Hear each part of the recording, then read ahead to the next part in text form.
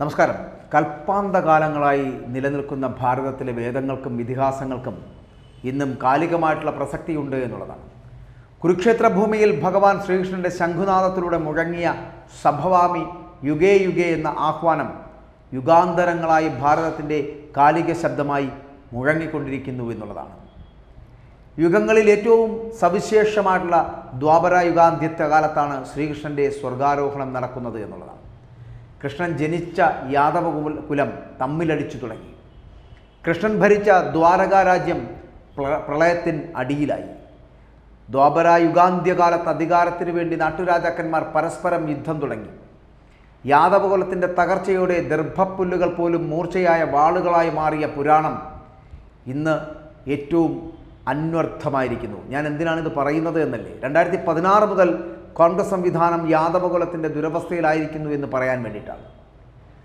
2011 ഉമ്മൻചാണ്ടിയുടെ നേതൃത്വത്തിൽ UDFന് 72 സീറ്റും VSൻ്റെ നേതൃത്വത്തിൽ LDF 68 സീറ്റും നേടി. കോൺഗ്രസിന് 38 സീറ്റും മുസ്ലിം ലീഗിന് 20 സീറ്റും മാത്രം. CPMന് 45 സീറ്റുണ്ടായിരുന്നു. ഇതിപ്പോഴും CPM-നുടെ സ്ഥിര നിക്ഷേപമായി നിലനിൽക്കുന്നു എന്ന് മറന്നു പോകരുത്.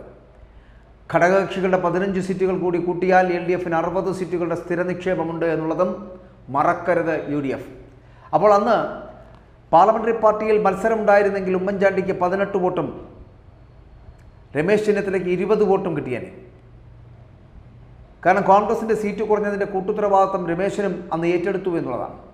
കെ സുധാകരനെ അടക്കം ഐ ഗ്രൂപ്പ് നേതാക്കൾ മത്സരത്തിന് രമേശൻ്റെ മേൽ സമ്മർദ്ദം ചെലുത്തിയത് അന്ന് കണ്ട കാഴ്ചയാണ്. മുൻ മഹാരാഷ്ട്ര മുഖ്യമന്ത്രിയും കേന്ദ്രമന്ത്രിയുമായിരുന്ന പരേതനായിട്ടുള്ള വിലാസ് റാവു ദേശ്മുഖ് സോണിയാഗാന്ധിയുടെ ദൂതനായിട്ട് അന്ന് ചങ്ങനാശ്ശേരിയിൽ NSSുമായിട്ട് അനുനയ ചർച്ച നടത്തിയത് ആരും മറന്നിട്ടില്ല, ചരിത്രമാണ്. ഉമ്മൻചാണ്ടി തന്നെ മുഖ്യമന്ത്രിയാകട്ടെ എന്നും രമേശ് ചെന്നിത്തലയ്ക്ക് ഡെപ്യൂട്ടി മുഖ്യമന്ത്രി സ്ഥാനവും ആഭ്യന്തര വകുപ്പുമെന്ന NSSൻ്റെ നിർദ്ദേശം, ആ നിർദ്ദേശം വിലാസ് റാവു ദേശ്മുഖ് സോണിയയുടെ മുൻപാകെ സമർപ്പിച്ചു. അന്ന് NSS ജനറൽ സെക്രട്ടറി ആയിരുന്ന PK നാരായണപ്പണിക്കർ സാറിന് ഒരു അനുകൂല മറുപടിയും ഹൈക്കമാൻഡിന് വേണ്ടി സോണിയാഗാന്ധി നൽകിയിരുന്നു എന്നുള്ളത് ഒരു ചരിത്ര സത്യം. വിലാസ് റാവു ദേശ്മുഖിനെ തിരുവനന്തപുരം വിമാനത്താവളത്തിൽ ഉമ്മൻചാണ്ടിയും ഒപ്പം തന്നെ രമേശ് ചെന്നിത്തലയും ചേർന്ന് ഒരുമിച്ച് സ്വീകരിച്ച ശേഷമാണ് NSS ലൈസൺ ഓഫീസറായിരുന്ന പെരുന്നയിലേക്ക് പലരും അദ്ദേഹത്തെ ആനയിച്ചു കൊണ്ടുപോയത്. മന്ത്രിയായിരുന്ന ആര്യാടൻ മുഹമ്മദിൻ്റെ സാന്നിധ്യത്തിൽ അന്ന് അവിടെ നടന്ന ഉഭയകക്ഷി ചർച്ചകളിലും ഉമ്മൻചാണ്ടി വഴങ്ങിയില്ല. എ ഗ്രൂപ്പിൽ നിന്ന് തിരുവഞ്ചൂർ രാധാകൃഷ്ണൻ അടക്കമുള്ള ചില നേതാക്കളുടെ പിടിവാശി, ആ പിടിവാശി കൊണ്ടാണ് ഉമ്മൻചാണ്ടിക്ക് ഹൈക്കമാൻഡ് തീരുമാനം പാലിക്കാൻ കഴിയാതായി പോയത് എന്നുള്ളത് വസ്തുതയാണ്. അങ്ങനെയാണ് NSS സമ്മേളനത്തിൽ തിരുവനന്തപുരം ചന്ദ്രശേഖരൻ നായർ സ്റ്റേഡിയത്തിൽ അവിടെ വച്ചിട്ട് സുകുമാരൻ നായർ സാറിന് പൊട്ടിത്തെറിക്കേണ്ടി വന്നത്.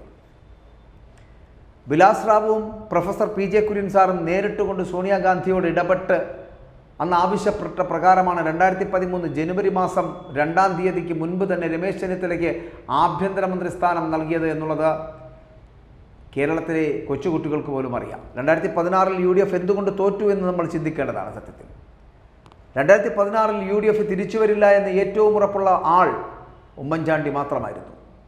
2016 ആദ്യമായിട്ട് കേരള സംസ്ഥാനം മുന്നോക്ക കമ്മീഷൻ രൂപീകരിച്ചപ്പോൾ മുന്നോക്ക സമുദായ പ്രതിനിധിയായിട്ട് NSS മുഖ്യമന്ത്രിയോട് ആവശ്യപ്പെട്ടിരുന്നു ഒരു നേതാവിനെ അവിടെ കൊണ്ടുവരാൻ. പക്ഷേ അദ്ദേഹത്തിൻ്റെ പൊളിറ്റിക്കൽ സെക്രട്ടറി ആയിട്ടുള്ള വാസുദേവ ശർമ്മ സാറിനാണ് ഉമ്മൻചാണ്ടി നിയമനം നൽകിയത് എന്നുള്ളത് വസ്തുതയായി നമ്മുടെ മുമ്പിൽ നിൽക്കുന്നത്. ഏറ്റവും സീരിയസ് ആയിട്ടുള്ള അസുഖം ബാധിച്ചിരുന്ന ശർമ്മയ്ക്ക് വേണ്ടിയുള്ള കരുതലാണ് അന്ന് മുഖ്യമന്ത്രി ഉമ്മൻചാണ്ടി ശർമാജിക്ക് നൽകിയത് എന്നുള്ളതും വസ്തുതയാണ്. അപ്പോൾ അതിനാൽ അതിൽ നിന്നാണ് തുടർഭരണത്തിൽ ഉമ്മൻചാണ്ടി പ്രതീക്ഷ വയ്ക്കാതിരുന്നത് എന്നുള്ളതാണ്. കാരണം NSS അവിടെ തകരുന്നു. എങ്കിലും തെരഞ്ഞെടുപ്പിന് മുൻപ് തന്നെ പാർലമെൻ്ററി പാർട്ടി ലീഡർ സ്ഥാനത്തേക്ക് താനൊരു വിലങ്ങ് തടിയാകില്ല എന്ന് രമേശിന് ഉമ്മൻചാണ്ടി ഉറപ്പ് നൽകിയിരുന്നു. എന്തുകൊണ്ടായിരിക്കാം അത്? ഇവിടെ ഈ ആഭ്യന്തരമന്ത്രി സ്ഥാനം തിരുവഞ്ചൂരിൽ നിന്നെടുത്ത് രമേശ് ചെന്നിത്തലയ്ക്ക് നൽകിയതോടുകൂടി എ ഗ്രൂപ്പിൽ ഉമ്മൻചാണ്ടിയോട് ഒരു അസ്വസ്ഥതകൾ അവിടെ ആരംഭിച്ചു കഴിഞ്ഞിരുന്നു. തിരുവഞ്ചൂരിൻ്റെ നേതൃത്വത്തിൽ തുടങ്ങിയ ആ നീക്കം പൂവണിഞ്ഞത് 2021 കാരണം ഉമ്മൻചാണ്ടിയുടെ എയിലെ പ്രതാപകാലത്ത് എയിൽ നിന്ന് അല്ലെങ്കിൽ ഒറ്റയ്ക്കൊക്കെ കോൺഗ്രസ് സ്ഥാനാർത്ഥി കോട്ടയത്തുണ്ടായിട്ടില്ല. പണ്ട് കെ കരുണാകരൻ പോലും വിചാരിച്ചിട്ട് ആ മേധാവിത്വത്തിന് തടയുവാൻ പറ്റിയിട്ടില്ല എന്നുള്ളതാണ്. അതുകൊണ്ടാണ് 1987 ഏറ്റുമാനൂരിൽ കോൺഗ്രസ് ഐയുടെ നേതാവായിട്ടുള്ള ജോർജ് ജോസഫ് പൊടിപ്പാറ, ആ ജോർജ് ജോസഫ് പൊടിപ്പാറ അന്ന് സ്വതന്ത്രനായി മത്സരിച്ചത്. അതിനുശേഷം 1989 ലോക്സഭയിൽ കോട്ടയത്ത് നിന്ന് രമേശ് ചെന്നിത്തല ജയിച്ച് MP ആയതോടുകൂടിയാണ് കോട്ടയത്തേക്ക് കാലുകുത്താൻ കോൺഗ്രസ് സ്ഥാനാർത്ഥികൾക്ക് ഇടം കിട്ടിയത് എന്നുള്ളത് ചരിത്ര സത്യം. 91 ആദ്യത്തെ കോൺഗ്രസ് സ്ഥാനാർത്ഥി എന്ന് പറയപ്പെടുന്നത് ചെറിയാൻ ഫിലിപ്പായിരുന്നു. ഇതാണ് നമുക്ക് മനസ്സിലാക്കാൻ കഴിയുന്നത്. വാമനപുരത്തും അടൂരുമൊക്കെ മത്സരിച്ച തിരുവഞ്ചൂരിന് പോലും കോട്ടയത്ത് ഇടം കിട്ടിയത് രമേശ് വന്നതിന് ശേഷം മാത്രമാണ്. അപ്പോൾ ഇത്തരം കാര്യങ്ങൾ മറക്കാനുള്ള ഒരു രാഷ്ട്രീയ അടവിനെയാണ് മറവി എന്ന് വിശേഷിപ്പിക്കുന്നത് എന്ന് വേണമെങ്കിൽ പറയാം. എന്നാൽ 2016 കഴിഞ്ഞ് 2021 എന്താണ് സംഭവിച്ചത് എന്നുള്ളതാണ്. 2021 കേരളത്തിലെ കോൺഗ്രസ്സുകാരുടെ മനസ്സിൽ അഹങ്കരിച്ചു കൊണ്ടിരുന്നത് 2019 ലോക്സഭാ തെരഞ്ഞെടുപ്പിൻ്റെ ഫലമാണ്. 2021 ആയപ്പോൾ ശബരിമല അയ്യപ്പൻ്റെ പേരിൽ വോട്ട് കിട്ടിയ കോൺഗ്രസ്സുകാർ അതും മറന്നുപോയി. ഒപ്പം അയ്യപ്പൻ അവരെയും മറന്നു. പ്രായശ്ചിത്ത വിളിച്ച കമ്മ്യൂണിസ്റ്റുകാരെ അയ്യപ്പൻ തുണച്ചു, തുടർഭരണവും കൊടുത്തു. ഇപ്പോൾ LDFും പിണറായിയും മൂന്നാം തുടരിന് വട്ടം കൂട്ടുകയാണ് എന്നുള്ളത് വസ്തുതയാണ്. മിക്കവാറും തുണയാകാൻ പോകുന്നത് കോൺഗ്രസ്സുകാർ തന്നെയായിരിക്കും എന്ന് തന്നെയാണ് പിണറായി കരുതുന്നത്. കാരണം അങ്ങനെയാണല്ലോ അതിനകത്തുള്ള തമ്മിലടി എന്ന് പറയപ്പെടുന്നത്. 2021 കോൺഗ്രസ് സ്ഥാനാർത്ഥി നിർണയവും ഒപ്പം തന്നെ മുഖ്യമന്ത്രി സ്ഥാനാർത്ഥി മൗനവും UDFന് ദോഷം ചെയ്തു എന്നുള്ളതാണ്.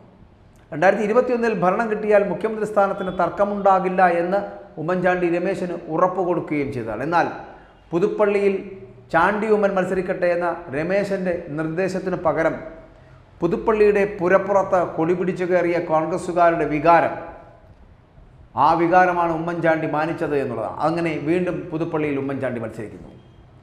മീഡിയ ഉൾപ്പെടെ മുഖ്യമന്ത്രി സ്ഥാനാർത്ഥി തർക്കമില്ലെങ്കിലും തർക്കമുണ്ടാക്കി ചർച്ചകൾ സംഘടിപ്പിക്കുകയായിരുന്നു എന്നുള്ളത് വസ്തുതയായിരുന്നു. പിണറായിയുടെ നേതൃത്വത്തിൽ നടന്ന സ്ഥാനാർത്ഥി നിർണയത്തിൻ്റെയും ന്യൂനപക്ഷ വോട്ടുകളുടെ സമാഹരണത്തിൻ്റെയും ഒക്കെ പൊരുൾ മനസ്സിലാക്കുവാനുള്ള ഉൾക്കാഴ്ച, ആ ഉൾക്കാഴ്ച UDFന് ഇല്ലായിരുന്നു എന്നുള്ളതാണ്. ഉമ്മൻചാണ്ടിക്ക് ആരോഗ്യ പ്രശ്നങ്ങൾ ആ സമയത്തിന് ആരംഭിച്ചു കഴിഞ്ഞു. പുതുപ്പള്ളിക്കാർ പുരപ്പുറത്ത് കയറി കൊടി പിടിച്ചുവെങ്കിലും വോട്ട് കൊടുക്കുന്നതിൽ അവർ പിശക് കാണിച്ചു എന്നുള്ളതാണ്.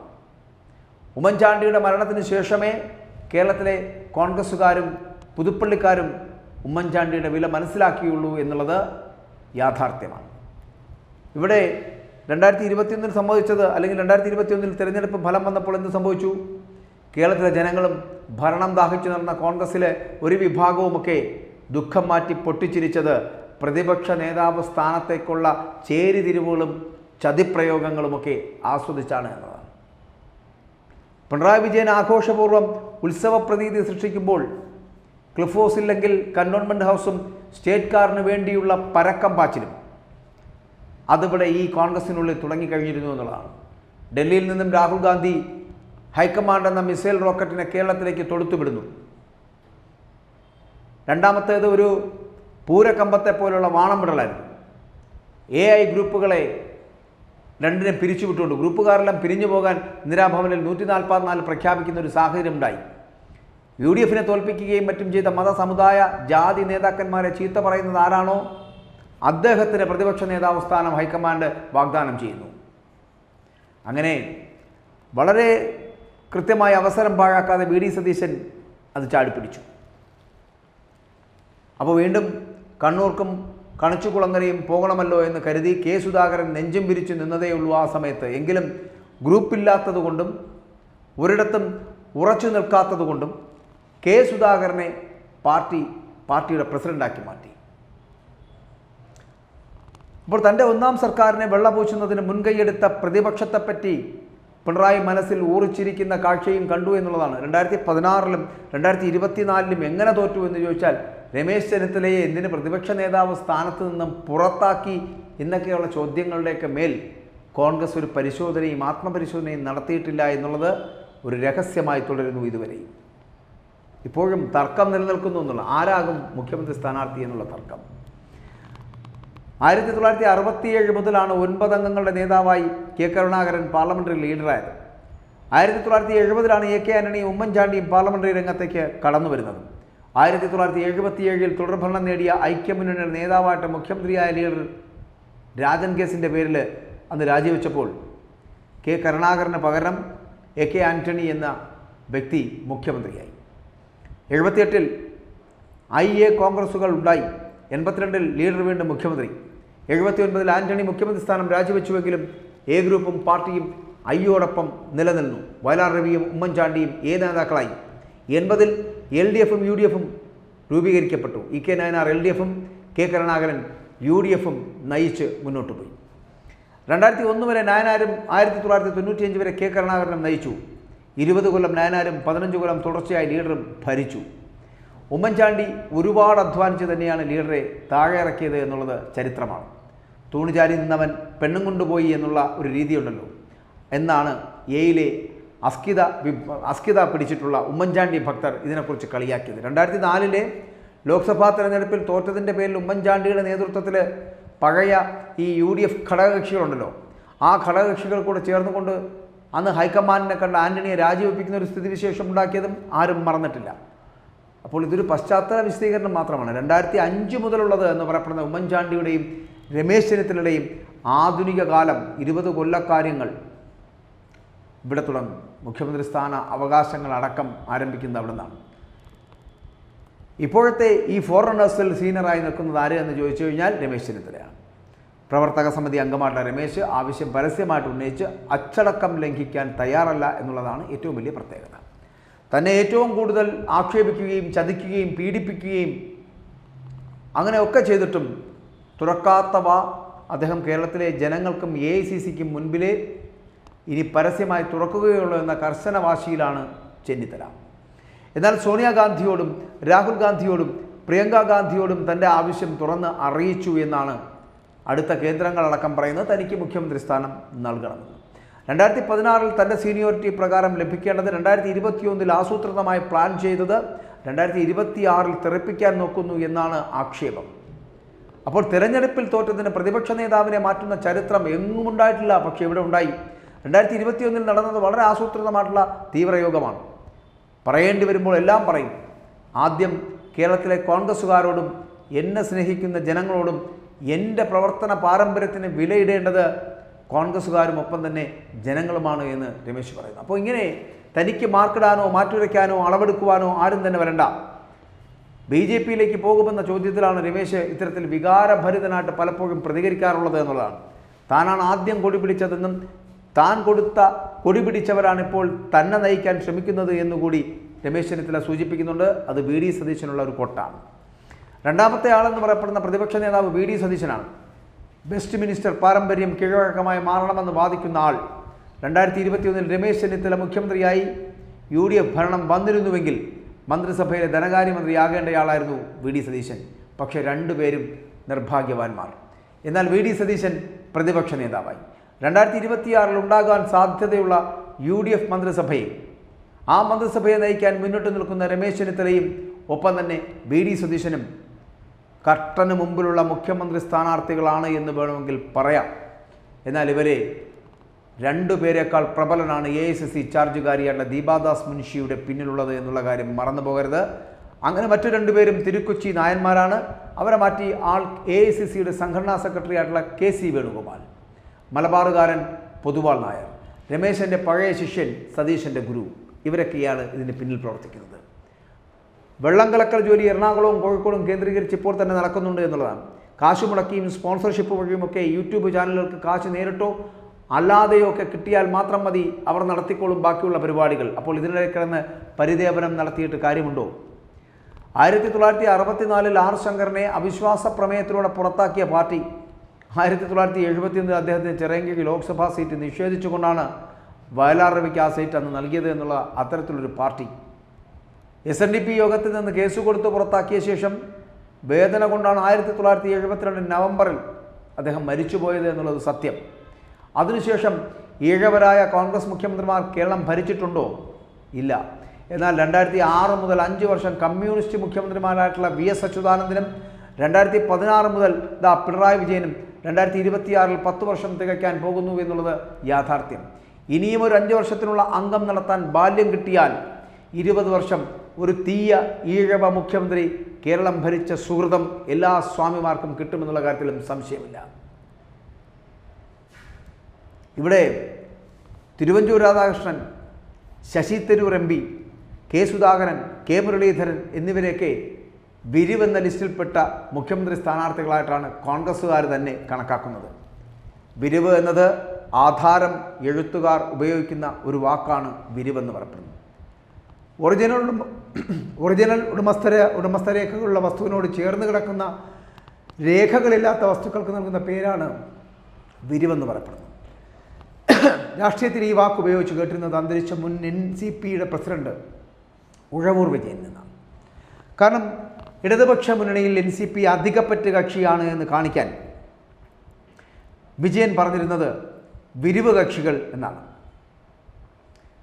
ഇന്ദിരാഭവൻ്റെ തിണ്ണയിൽ വരെ കോൺഗ്രസിൻ്റെ ഭാവി മുഖ്യമന്ത്രിമാർ കൂട്ടിമുട്ടി നടക്കുന്നത് കൊണ്ടാണ് വിരിവുകാർക്ക് വളരെ പ്രസക്തി ഉണ്ടാകുന്നത് എന്ന് പറയേണ്ടിയിരിക്കുന്നു. സതീശൻ സർവേയും 63+ എന്നുള്ള ചിന്തയും ഉണ്ടാക്കിയെടുത്തിരിക്കുന്നു.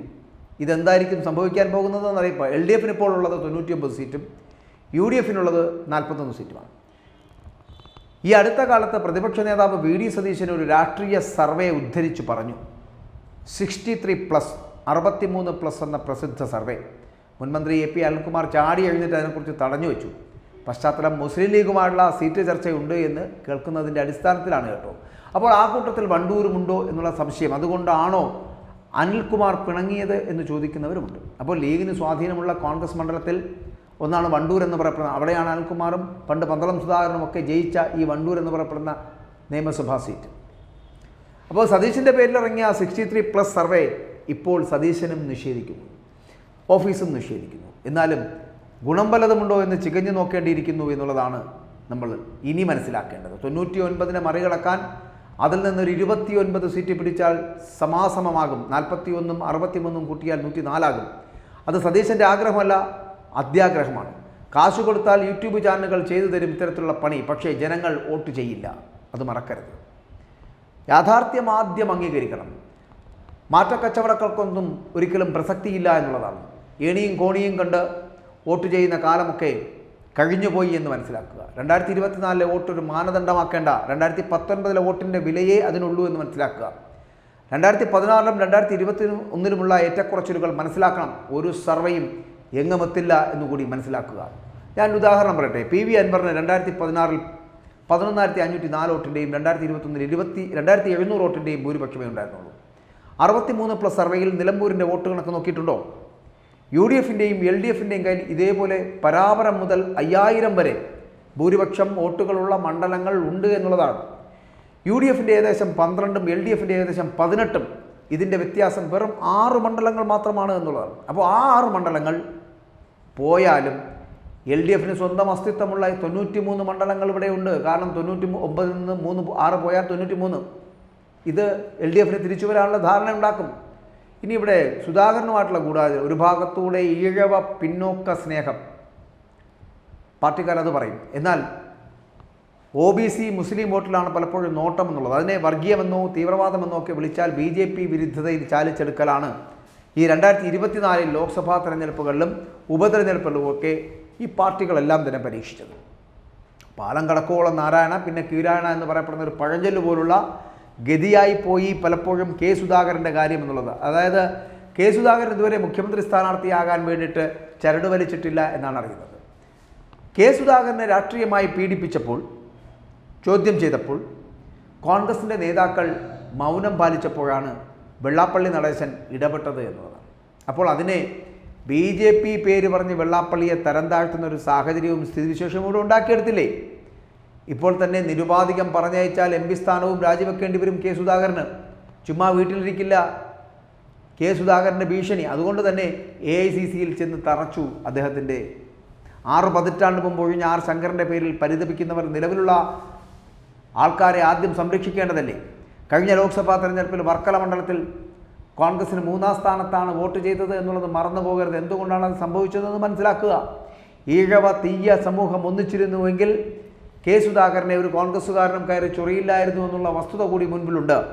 ഈഴവ വോട്ട് ആലപ്പുഴ, തിരുവനന്തപുരം, ആറ്റിങ്ങൽ, എറണാകുളം മണ്ഡലങ്ങളിൽ ചോർന്നു പോയത് തടയാൻ കഴിയാത്തവർ, തൃശ്ശൂരടക്കം ക്രിസ്ത്യൻ വോട്ട് ഒഴുക്കിയത് തടയാൻ ഒരു കത്തോലിക്ക പ്രസിഡന്റിനെ പ്രതിഷ്ഠിക്കുവാനും കേരള കോൺഗ്രസ് മാണി ഗ്രൂപ്പ് വരാതിരുന്നതിന് സഭകളെ ഉപയോഗിച്ചുകൊണ്ട് പ്രതിരോധിക്കുവാനും ഒപ്പം സുധാകരനെ തെറിപ്പിക്കുക എന്ന ഒരു വെടിക്ക് രണ്ട് പക്ഷിയായി ഒരു പ്ലാൻ AB എന്ന പേരിൽ AICCയെ കൊണ്ട് നടപ്പിലാക്കുവാൻ ശ്രമിച്ചത്.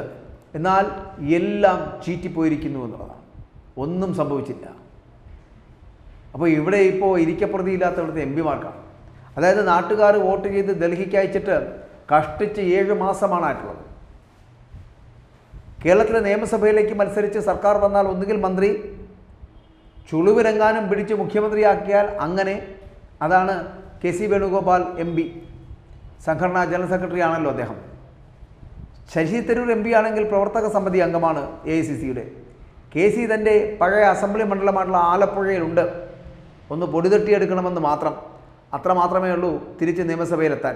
ശശി തരൂരിന് മണ്ഡലം സ്വന്തമായില്ല എന്നുള്ളതാണ് പ്രത്യേകത. പിന്നെ കൊടിക്കുന്നിൽ സുരേഷാണ് അടുത്ത ഊഴക്കാരൻ എന്ന് പറയപ്പെടുന്നത്. അപ്പോൾ സുരേഷിന് സ്വന്തം ലോക്സഭാ മണ്ഡലത്തിൽ നിന്നുകൊണ്ട് ഏതെങ്കിലും ഒരു നിയമസഭാ മണ്ഡലം തപ്പിയെടുക്കാൻ കഴിയും. മന്ത്രിയില്ലെങ്കിൽ KPCC പ്രസിഡന്റ് സ്ഥാനമായാലും മതി ഈ പറയുന്ന കൊടിക്കുന്നിൽ സുരേഷിന്. അതുകൊണ്ട് പിന്നെന്നുള്ളത് എറണാകുളത്ത് ഹൈബിയുടെ, ചാലക്കുടിയിൽ ബെന്നി ബഹനാൻ. ഹൈബിക്ക് മന്ത്രിമോഹവും ബെന്നിക്ക് KPCC പ്രസിഡന്റും. അപ്പോൾ ഒരു ക്രിസ്ത്യൻ പ്രസിഡന്റിന് വേണ്ടിയിട്ട് KPCC ദാഹിച്ചു കൊണ്ടിരിക്കുന്നു എന്നതാണ് മധ്യ തിരുവിതാംകൂറിൻ്റെ കഥ എന്ന് പറയപ്പെടുന്നത്. ഷാഫിക്ക് പാലക്കാട്ട് ഇനി ഒരു രംഗത്തിന് കൂടി ബാല്യമുണ്ട് എന്നുള്ള വിശ്വാസം ഉണ്ട്. മാത്രമല്ല സുധാകരൻ്റേത് രാജ്യഭീഷണിയും വെല്ലുവിളിയുമാണ്. പാലക്കാട് ജില്ലയിലെ അസംബ്ലി മണ്ഡലങ്ങൾക്ക് നല്ല തിരക്കാണ് അവിടെ. അപ്പോൾ ഒറ്റപ്പാലത്തെ സന്ദീപ് വാര്യർ ആണെങ്കിൽ ഇപ്പോൾ ക്യൂവിൽ നിൽക്കുകയാണ്. അദ്ദേഹത്തിന് അവിടെ നിൽക്കേണ്ടതുണ്ട്. LDFിലാണെങ്കിൽ ഇടമില്ല. സരിനാണെങ്കിൽ നേരത്തെ ബുക്ക്ഡ്. മാങ്കൂട്ടത്തിൽ പത്തനംതിട്ട ജില്ലയ്ക്ക് വേണ്ടി ചാടേണ്ടി വരേണ്ട ഒരു സ്ഥിതിവിശേഷത്തിലേക്ക് എത്തുമോ? അപ്പോൾ ഇങ്ങനെ ഇതിൽ ചിലരെങ്കിലും ജയിച്ചാൽ LDFിനും NDAയ്ക്കും പുതിയ ലോക്സഭാ സീറ്റുകൾ കിട്ടുമെന്നുള്ള കാര്യത്തിലും സംശയമില്ല. അപ്പോൾ വീണ്ടും എന്തായിരിക്കും ഇവിടെ സംഭവിക്കാൻ പോകുന്നത് എന്നുള്ളത് നമുക്ക് പറയാനും കഴിയില്ല.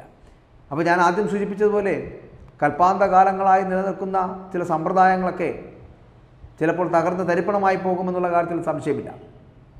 ശ്രീകൃഷ്ണനുമായി ബന്ധപ്പെട്ടിട്ടാണ് ഞാനിത് തുടങ്ങിയതെങ്കിലും അത് അവസാനിപ്പിക്കുമ്പോഴും അങ്ങനെ തന്നെ പറഞ്ഞ് അവസാനിപ്പിക്കേണ്ടി വരുന്നു. കുലം മുടിയുന്ന തരത്തിലേക്ക് പരസ്പരം യാദവകുലം പടവട്ടി മരിക്കുന്നത് കണ്ടവരാണ് പഴയ കാലത്ത് എങ്കിൽ ഈ പുതിയ കാലത്ത് കോൺഗ്രസ്സുകാർ പരസ്പരം ചളിവാരി എറിഞ്ഞും പരസ്പരം തർക്കിച്ചും പരസ്പരം മത്സരിച്ചും അവർ അവരെ തന്നെ തോൽപ്പിക്കുമ്പോൾ കോൺഗ്രസ് എന്ന് പറയപ്പെടുന്ന പാർട്ടിയും യുഗങ്ങളായി ഇവിടെ എന്താണോ സംഭവിച്ചുകൊണ്ടിരുന്നത് അതുപോലെയായി തീരുമെന്നുള്ള കാര്യത്തിൽ സംശയമില്ല. ഇനിയൊരു പ്രസ്ഥാനത്തിന് ഉയർത്തെഴുന്നേറ്റ് വരുവാൻ ഈ കോൺഗ്രസ് പ്രസ്ഥാനത്തിനുള്ള കരുത്തുണ്ടാകുമോ എന്നും അറിയില്ല.